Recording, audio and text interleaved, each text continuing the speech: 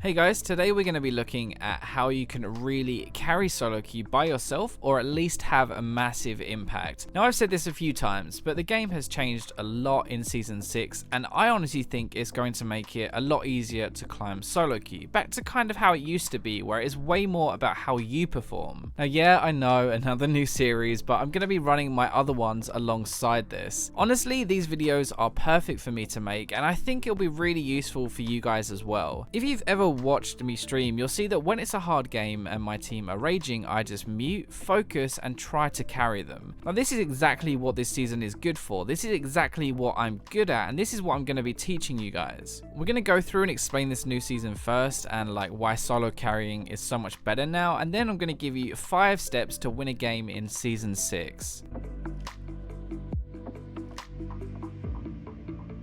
So let's just compare last season to this real quick. In Season 5, the lane phase didn't really matter too much, like games were very hard to close out and it often just came down to late game team fighting. Because the lane phase didn't really mean too much, it didn't matter if you were individually better than your opponent because even if you got ahead, they had time to recover and farm up for late game. Now let's look at the pre-season of Season 6 so far. Now games are so much quicker and way more of a snowball as well. If you aren't sure what I mean by snowball, by the way, it's basically where you have a lead and that lead keeps getting bigger and bigger. Now there are 2 big reasons for this, okay? So the first one is death timers. I'm going to quote Riot directly here as well, and after 10 minutes your death timers are higher on average and after 43 minutes they're less. Now this means that when you kill someone now you have way more time to get something else from it, and this is really a big reason why it snowballs more. Now not only do you get the kill and obviously the gold from it, but you're more likely to get more gold after from like towers, minions, or even pushing the lane and making the enemy fall behind even more. The other thing is towers. Now towers are basically a free source of gold right now. Not only are they weaker, but you have more time to whack at them because of the increased death timers. So what do I mean by solo carrying anyway? Everyone's definition is probably going to be different, but mine is basically where you can carry the game or have a huge impact by yourself and not really rely too much on others. Now you could do this in Season 5, don't get me wrong, but it was a lot harder to do and you were kind of forced more into team play. In Season 6, winning lane is really important. If you can get a lead early, then you can constantly punish your opponent, push, kill them, roam, kill others, get towers, and suddenly you have a huge lead. You'll find that you get quite a big level advantage over your opponent too, which makes it even harder for your opponent to recover. So that's just reason number 1. Winning lane means more, and winning your lane is something that you actually have a lot more control over and is about individual play. Number 2, once you get that lead, you can do a lot more with it. Roaming and taking towers are the 2 things that come to mind that your lead is most likely to help with, and both of these things just help that snowball even more. I honestly cry. I have a tear in my eye at the amount of times the enemy mid laner and jungle 4-man gank me bot lane and take 2 of my towers before I even get back to do anything. Finally, reason number 3, games are way shorter. It's easier to translate your early lead into a win if you can keep taking advantages and end before the enemy team catches up or before your teammates have a chance to throw the game. Last season it was pretty hard to actually end the game quickly, but now it's a lot easier, which makes your individual impact a ton higher. Now that really explains why solo carrying is so much better in the pre-season now, but now let's go into the 5-step method to win a game in a nutshell. Now I'm not going to be going into massive detail because this is what the other episodes will break down in depth, but it'll give you a good idea to go and play into your games. So step 1, win your lane. Very straightforward, right? Well, kind of a little bit harder to pull off, of course, but stick to early game champions, trade correctly, try to get some kills, but remember to farm well too. Step number 2, roaming. Winning your lane to me means you've killed your opponent a few times, you have a CS lead, and you have the tower. So no problem, easy game, easy life, right? Well, next up is going to be taking that stick you've rammed up your lane opponent's ass and putting it in the opponent's in another lane. So you push your lane, you run to another lane, you try to get a kill, or you just push the tower. You also get bonus points here for warding a bit deeper in their jungle, so you can see them moving around as well. Step number 3, taking towers. You have your lead and now it's time to make it bigger. You want to aim for the first tower in your lane and the first tower in the lane next to you. Now that means if you're bot lane, you want your tower plus the mid lane tower down. The best way of doing this is going to be to group and push unexpectedly, or to even 4-man a lane with your jungler. With how weak towers are right now, you can actually probably even get 2 towers before the enemy reacts properly. Step 4, the Rift Herald. Next up on the chopping block is the big purple one-eyed personified monster. Now this guy is basically like a mini Baron, and it will make pushing and taking towers even easier. At this point you should probably have the 3 outer towers down, and the buff you get from this guy will make taking the inner turrets a lot easier.